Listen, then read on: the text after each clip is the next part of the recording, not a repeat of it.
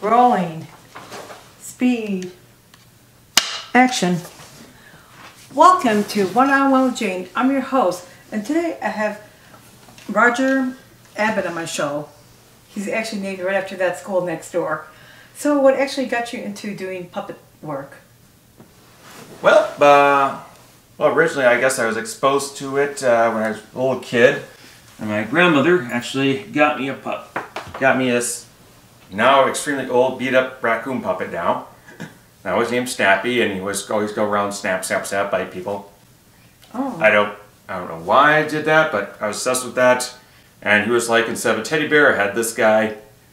And otherwise, years and years and years later, after I long grew out of him, through a church puppet ministry came up, and that was something I always just in the back of my mind, thought I would try it, and it turned out it was something I had a natural talent for. And it went on from there. Did you actually learn a lot by watching like anything on TV? Well, actually, they had One Way Street production there, and puppets. It's now, unfortunately, no longer exists.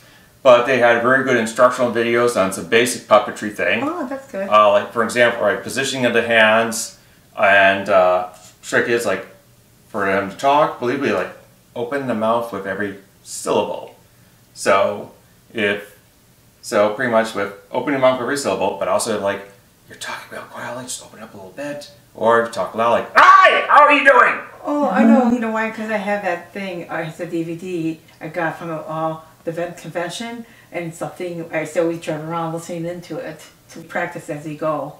No, you did it just like that. That DVD that I have. What's your favorite voiceover to do with one of the puppets? Give me an example. Let's see, voices.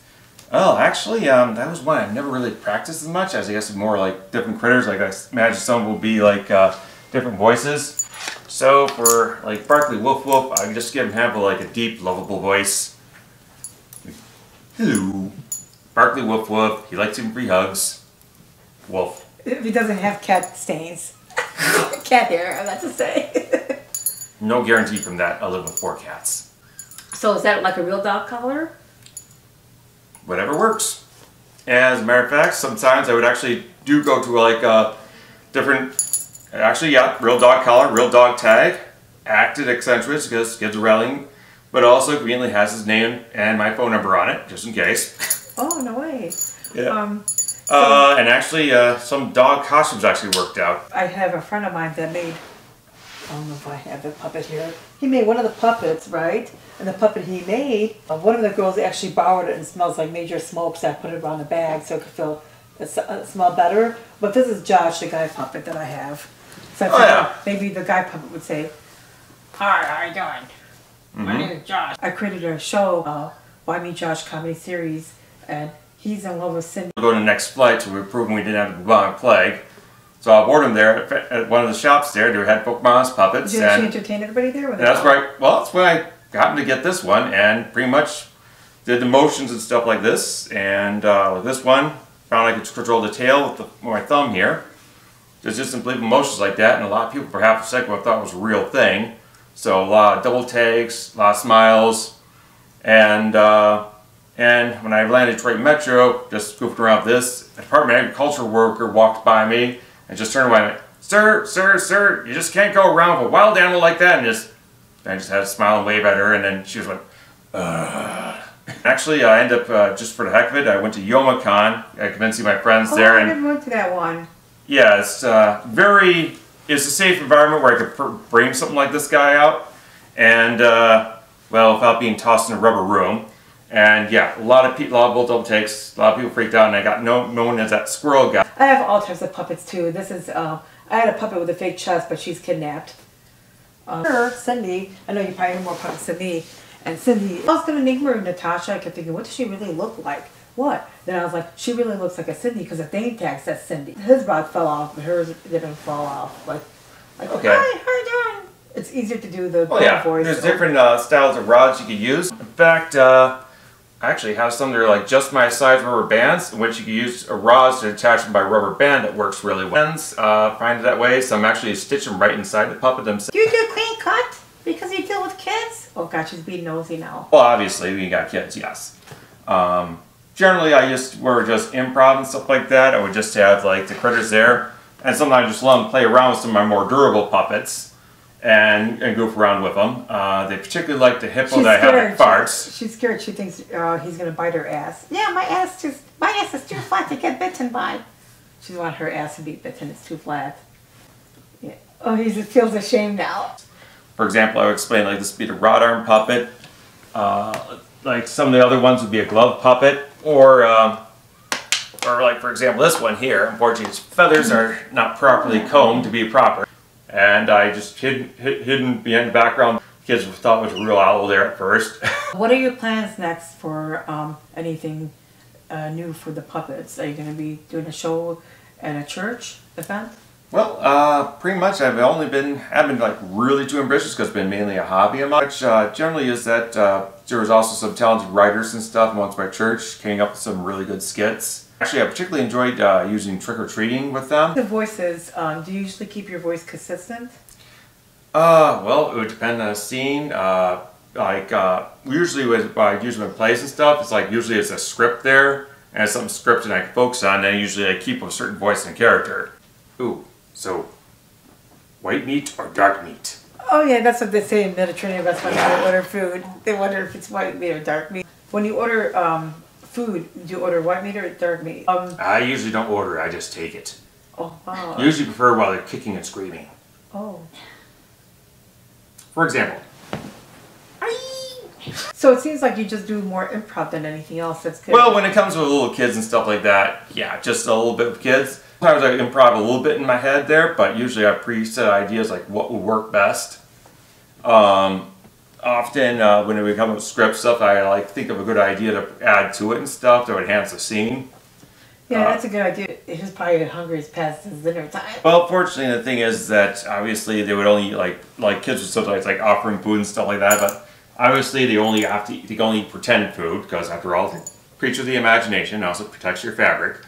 Even Cookie Monster in Sesame Street, they actually don't have them eat real cookies. It's actually painted rice cakes. Oh. Because otherwise, the real cookies and stuff would actually damage the fabric. Oh, that's smart. So that's why sometimes the kids like offer them a snack from their snacks stuff like that. I said, well, that's okay. I just eat pretend food. Oh. So it's a way out of it to keep them from damaging my fabric. Well, actually, I like that. Which one? It looks like the which one would be good for Halloween. Oh yes, she is very good for Halloween. In fact, her face looks like a witch. You know, and after the kids, you know, some candy bars. Now, this was like a custom-made puppet I bought from another puppeteer, but he is a hanger, and it's attached inside the fingers here, so that way you can have more wrist control. Otherwise, it's just that, boom, and some Gorilla Tape. This is a hanger. You carry your voice really well. You don't have to really project your voice because it's already loud enough. So, did your parents encourage you to actually do the puppet stuff, or were you probably a loner? That's what caused you to do this. Actually, well, I wasn't as an adult when I started getting into it again, and yeah. I feel like it's really entertaining. I actually like the puppeteer thing. I went to. It was called the event convention. I only went one time to it, like 5 to 7 years ago. It was a best event. I keep thinking something funny. I was like, don't you feel like you're an animal holding all these animal puppets? Or do you feel like you should turn into an animal? Puppets are like their own character whatsoever. I just pretend like I'm just like in the background pretty much. Oh, I'm making a joke. Some of the different types of puppets, usually when I have to explain with kids. Usually I says like, okay, for example, this would be a hand puppet, you know, with the talking and stuff like that. Then I'm going to explain like the rod arm puppets, you know, with the rods, like here. And then I'll explain like mono hand puppets. Some like would literally only have one hand. And then of course you got some with multiple hands there, which require a couple puppeteers to operate if you want to use both the hands at once. It's probably hard to use a one-hand one, right? The mono hand one? Well, actually no. It's just you got a puppet here, and then you got your other hand. And sometimes puppet won't even have another hand, or you have just another hand there. It's sometimes maybe with a string. So like you move the one hand, the other hand will move. Big Bird is a good example of that. Oh. Big Bird, pretty much the guy, puppeteer controls a hand here, then he controls one of the other hands. The other hand is literally attached by a string inside puppet that will actually lift up the other hand when he moves it down, so it gives the illusion that the other hand's moving around as well. I'll never get that tall, Jade. You know I won't. I know you won't. Girls are always more shorter than guys. Come on, I know how to use technology. See, I have this thing called a flip phone.